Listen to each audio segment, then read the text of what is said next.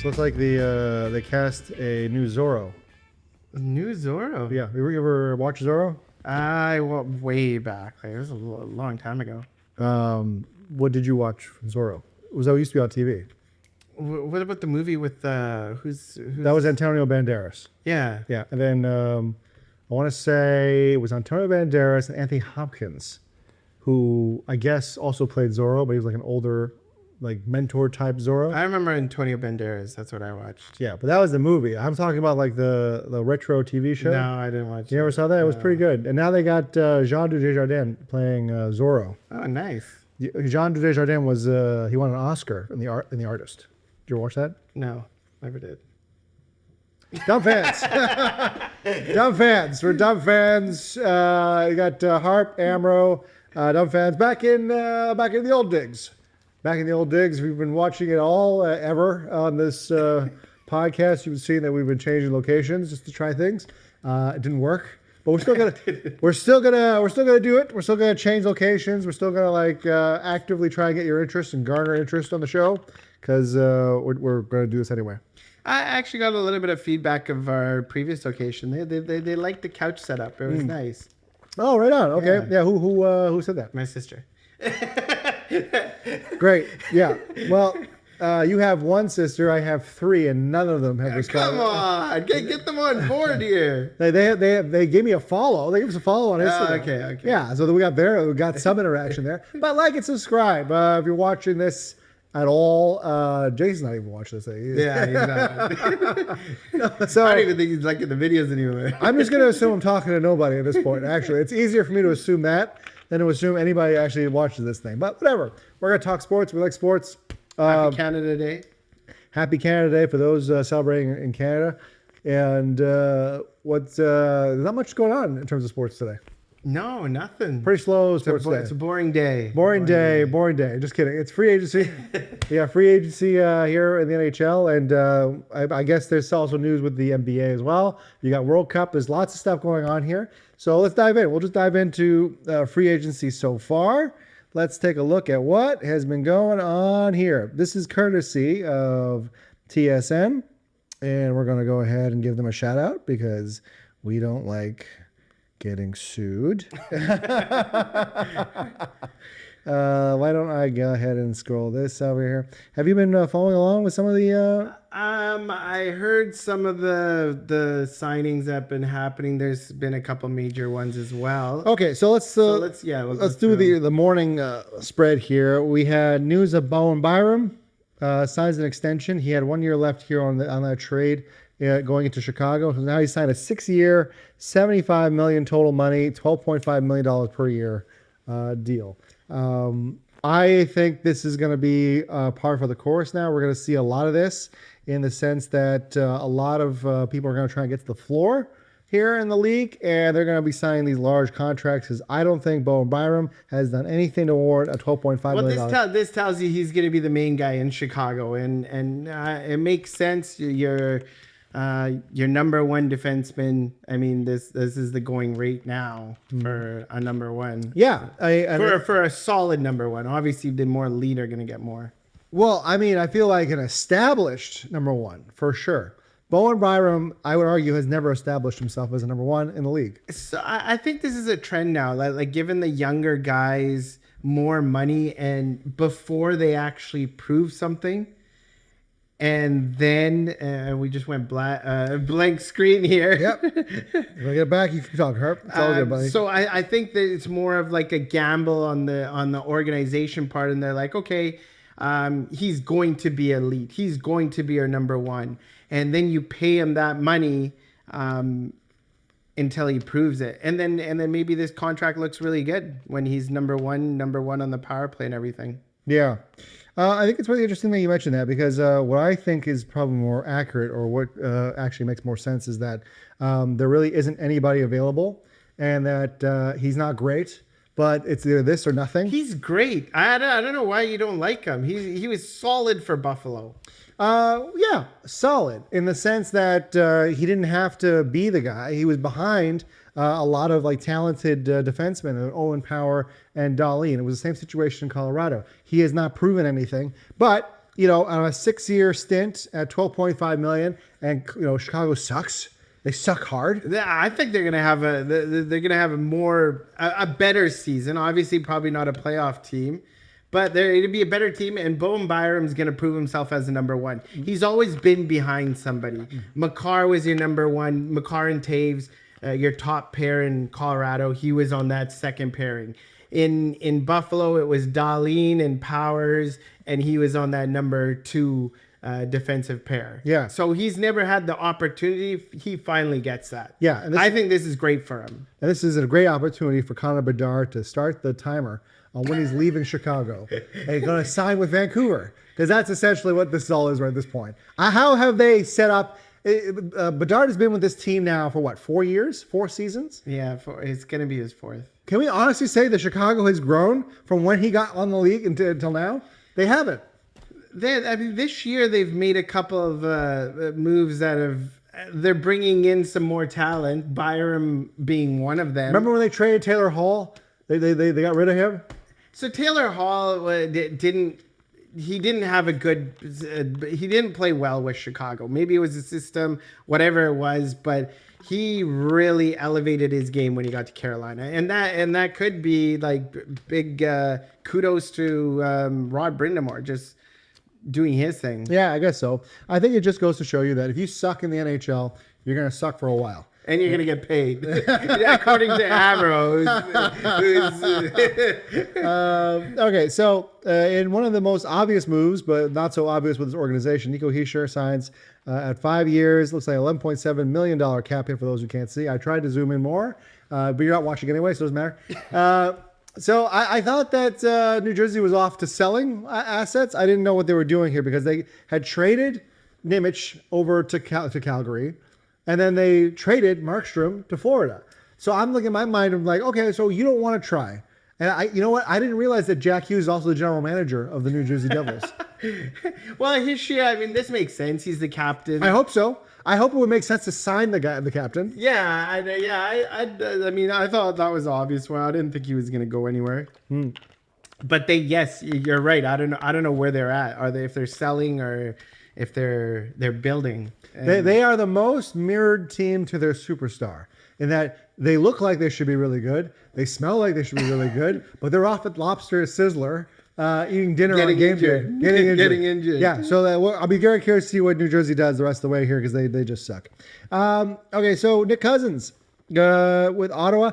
Basically at this point, I don't feel like this is a situation for Ottawa where you lose a Brady Tkachuk and then you're just trying to create news. I actually think they're going to be a good team again. But especially with the Eklund trade. Yeah, and I think Chuck was injured for a good portion of last season, and Ottawa was fine. So I like you said, Ottawa has a great team. I think they're going to be a playoff team again, or at least right on the bubble of that wild card, fighting for a wild card position. Yeah, I mean, if they have a goalie who can stop the puck, which they should. Which they do, Allmark. He's proven it. Yeah, he wasn't great, though, like the 3/4 of that season. Like, it wasn't until, like, the back half run there where he was able to find his game. And the playoffs. He was great in the playoffs. The team wasn't. He was. Yeah, he was good. I mean, you get swept by what's the eventual Stanley Cup champion. That's a feather in your cap, I guess. But, they're past the point of just making it. There's a lot of really good players on this team. So eventually you have to get to the point where you're going to be trying to be competitive. I think Nick Cousins helps with that. You solidify that a little bit more. Speaking of the new South Bell Bullies, Radko Gudas. Well, what's to make of this Florida team? I guess my whole thing was that the real champs were in this playoff run. So Carolina was able to take advantage. They did exactly what they were supposed to do. They made it to the Eastern Conference Final the past 3 years, and without the big bad Florida Panthers, they were actually able to win, right? Right. So by that logic, that means they wouldn't have won if Florida made the playoffs this year. Nah, you can't say that. I just did. But Carolina still has a great team, so we don't know how it would have played out. Even with, obviously not these new additions, but say without Brady Tkachuk, without Gudas, just the Florida Panthers of the past, I think Carolina would have been a good series. It could have went either way. I think definitely Florida would have beat them in 5. But now Florida, with who they've acquired with Tkachuk and Gudis now, they're just. How many penalty minutes are these guys gonna get? Yeah. I don't know. I hope they have the best penalty kill in the league. They have to. It's gonna be tough. That second line is gonna be projected. I saw Kachuk brothers and Bennett. Then you got on the back end Gudis and who else is what's that guy Ekblad? That's a line you don't want to match up against. Ekblad plays on defense. Yeah, so he would be the defense with Gudis. Yeah, with Gudis. So, in my mind, when you look at a guy like Brady Kachuk and Matthew, insert who, Bennett or Marchand or Barkov, that's going to be a line to deal with. I think that this is the model. There isn't a team in the East that is built that way, and Florida sees an opportunity when healthy. We're going to be able to secure a playoff spot just on muscle. Yeah. Now, when you get to the playoffs, skill does play a factor into it. But I don't know if really anybody can size up to it. You need to have willful skill. And in this case, how do you bet against a team that's won back-to-back years? Florida's built for the playoffs. And they're building more for the playoffs. Yeah. And on their 2 runs to the finals, or the 3. They had 3 runs. Sorry, 3 runs. Yeah, 2 they won. I remember they were saying like they play for 7 games. Yeah. Like they just body everybody. Yeah. And adding Kachuk and Gudis, that's the pedigree of your team. Well, it speaks to me how much of a drop-off there is in the East, right? Because you take Florida out of the equation. They did it themselves, right? Barkov knew I drafted him and decided to sit out that year and screw me over the entirety of the season. Thank you, you jerk. But you take him out, so now you have Carolina, what looked like Carolina and everybody else, because Ottawa swept them in 4. Pretty much, who was it? Montreal made them look like a bunch of duds, even though Montreal got an easy win out of it. Philly swept them in 4. So, it goes to show you that really there isn't anything to be much scared of. Like Tampa Bay was the biggest upset, really, if you think about it. But Montreal beat them. They beat them in 7. So who are the big bads in the East? Because right now it's Florida, Carolina, and that's it. And the margin between Florida and Carolina is still large because Carolina made mincemeat out of the East, but they did not size up against Florida at all. It's hard to believe that no one still wants to go to Carolina. And I feel bad for them that they can't bolster up their lineup like Florida can. Everybody wants to go to Florida. Yeah, that's true. And in Carolina, there was the news of who rejected was it John Carlson? Yeah, so I think Carlson got traded from Anaheim to Carolina. Because he was going to be a free agent. And right now, it looks like he's still going to be a free agent.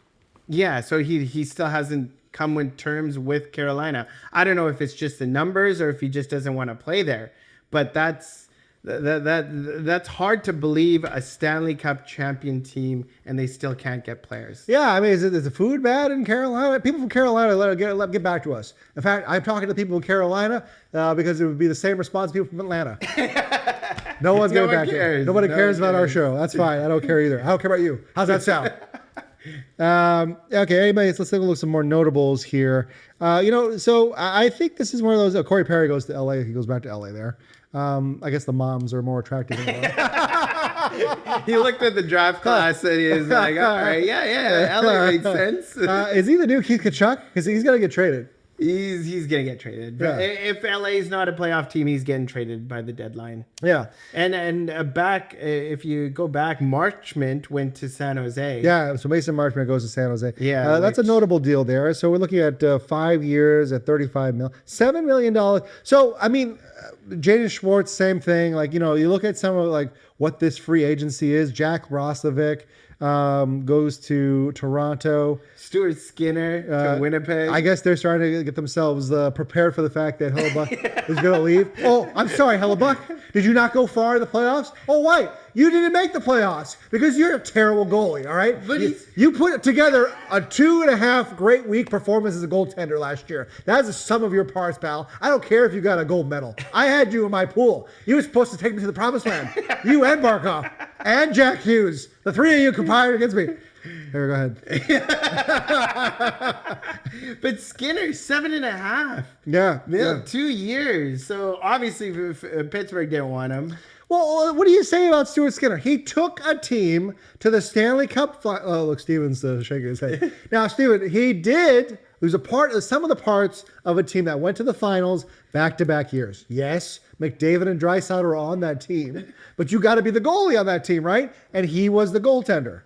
So we could probably hear you over here, Steve, if you want to say something. Just because you win 7-6 half your games is not good enough. Yeah, but who made that save, though, on that would-be seventh goal? That's Stuart Skinner, right? So Skinner. So the players in front of the net. Nurse is Yeah, nurse also. Yeah, he's good for one. He's good. He's good for one. Yeah. So what's the message that you're telling Winnipeg fans? Basically, no, we're still competitive. So where does Hellebuyck go though? I thought it was he was going to go to Florida. Yeah. So he's going to go to Stad.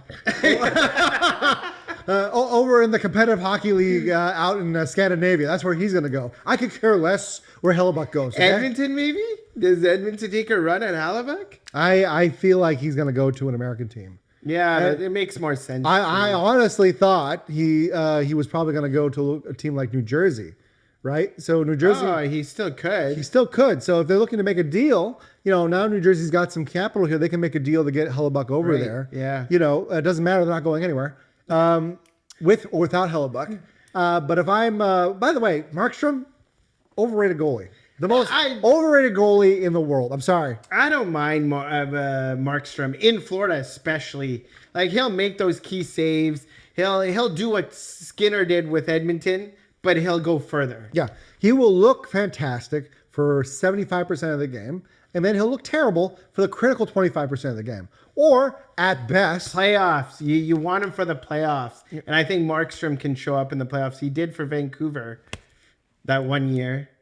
What year did he do that for Vancouver? What was it? Bubble year was Demko. No, but Demko was a rookie of Demko, by the way. Go watch Demko in that bubble. Some of the best goaltending. That's Demko. We're not talking about Demko. We're talking about Markstrom was hurt. He was up in the he was up in the press box. But Markstrom made a run with Vancouver. I don't know if it was like one or two series. That was the year you're talking about. And they switched to Demko? Is that he got hurt? Okay. Yeah. So he did you a great deal of nothing up in the press box. He went to the Keg. The Keg is a restaurant over here in British Columbia. He was at the Keg with Jack Hughes for, oddly enough, even though it was a bubble playoff game. Yeah, remember they beat Minnesota to qualify. Then they go up against I think. Yeah, so Markstrom played that first series. He did. He played that. It was a play-in, right? Because the bubble. The bubble was a different situation. They played Minnesota in a 2-game play-in. And they beat them 3-game. Yeah, and then he got hurt, and then it was Demko the rest of the way, and almost stole the show against that Vegas team. Vegas goes and loses to Montreal that year, and then Montreal gets pounded by Tampa Bay. Very odd hockey, very weird hockey. That's an asterisk Stanley Cup through Tampa Bay. I don't care. I don't care what anybody tells. Fight me, Tampa fans. Fight me. I don't care. Well, I think they got the redemption the year after. Sure, maybe. Well, no, they won the cup the year previous, and they won again in the bubble. Oh, yeah. That was their second one. That was their second one, which is like a just gimme. Yeah. Same thing with LeBron with the Lakers. If you won your champion, that one doesn't count either.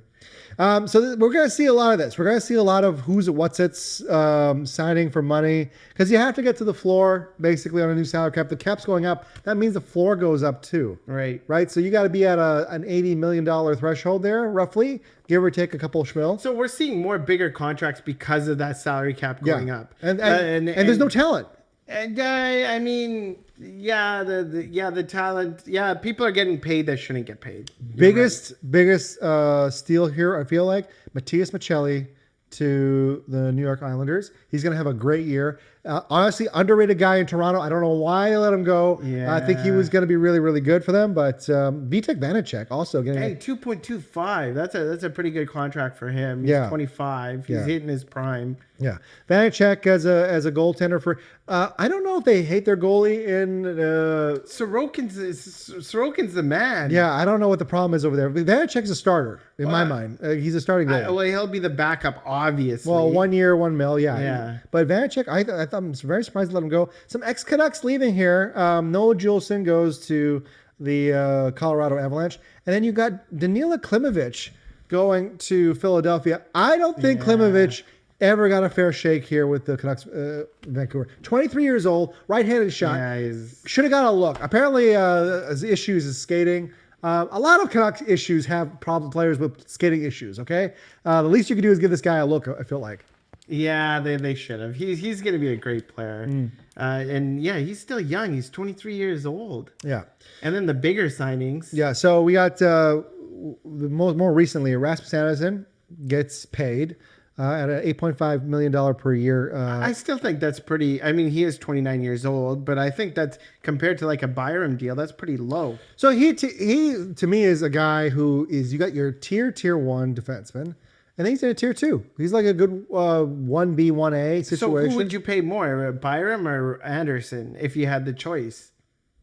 Well, that's a very good question. I feel like in my mind, Byram probably should be in where the Anderson money is. But he should get more as a younger kid. Yes and no, because he hasn't proven anything.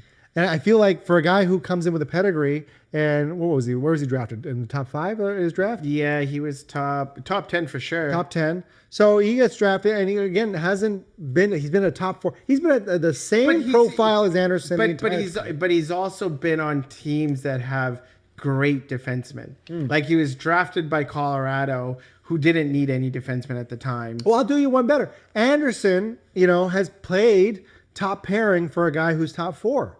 So he's played above his contract a little bit.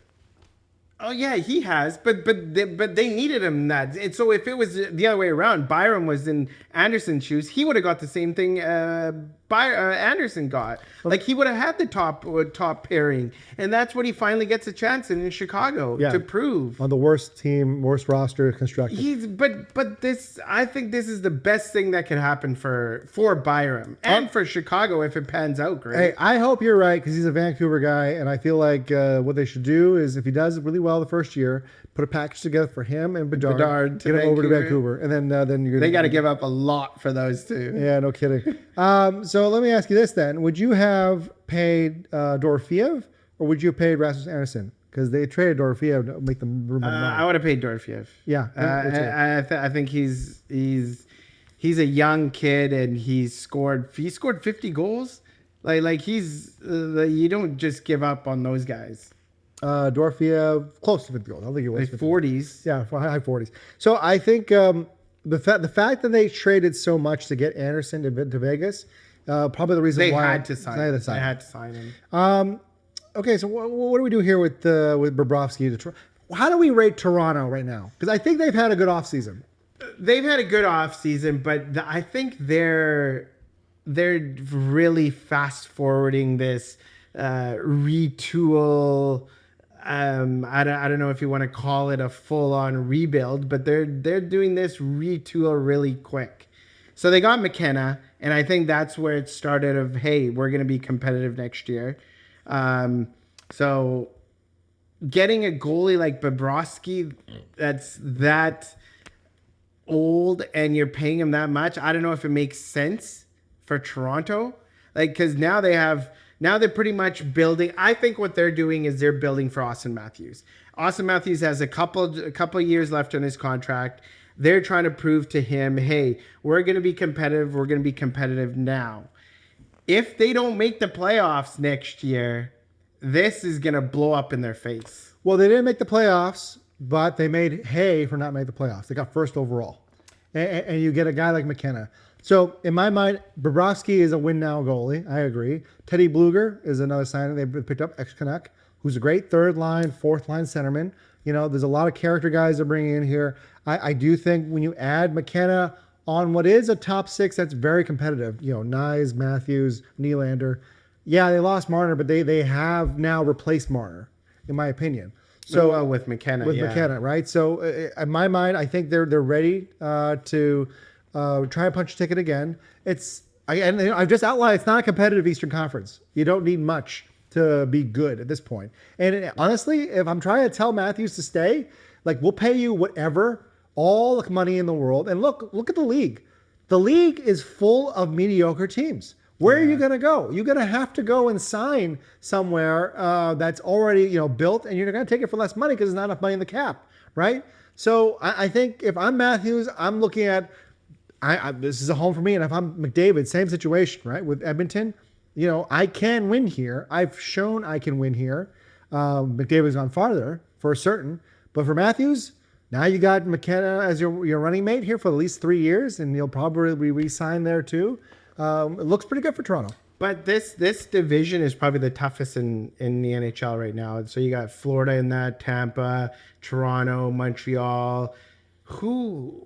Ottawa drops out. Toronto gets that last position. Like who's the Eastern Conference? I think is more. There's a big gap from 1-2 to the rest, but that rest is very close. Yeah, that rest is like anybody can shift any way.